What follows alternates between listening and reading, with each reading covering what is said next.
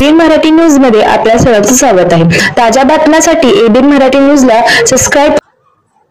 दलित स्वयंसेवक संघाच्या वतीने जिल्हाधिकारी यांना विविध मागण्यांचे निवेदन। दलित स्वयंसेवक संघ महाराष्ट्र राज्य पुणे प्रदेश कार्यालय या सामाजिक संघटनेच्या वतीने मातंग समाजाच्या अनुजाती आरक्षण उपवर्गीकरण आरटी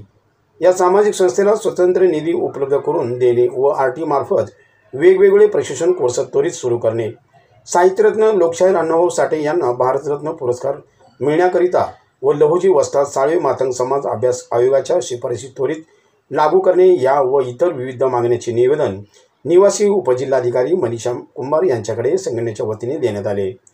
यावेळी संघप्रमुख राजाभाऊ धडे, राज्य कार्याध्यक्ष विजयकुमार कांबळे,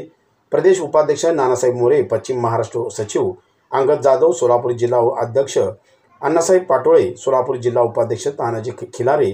मोहोळ तालुका अध्यक्ष आतिश खंदारे, जिल्हा उपाध्यक्ष तानाजी गायकवाड, दक्षिण सोलापूर अध्यक्ष बाळासाहेब हजारे, मोहोळ तालुका उपाध्यक्ष मल्लिक खंदारे, मोहोळ शहर अध्यक्ष विनोद आष्टूळ, अशोक कांबळे, पांडुरंग घाटकर, बाळासाहेब कदम, सोहम कांबळे, प्रभाकर गायकवाड, केदार देवकोळे, शशिकांत आसादे, रोहन रणदिवे, साहेबराव पवार,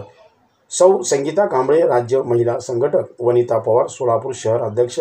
व इतर कार्यकर्ते, पदाधिकारी व समाज बांधव मोठ्या संख्येने उपस्थित होते।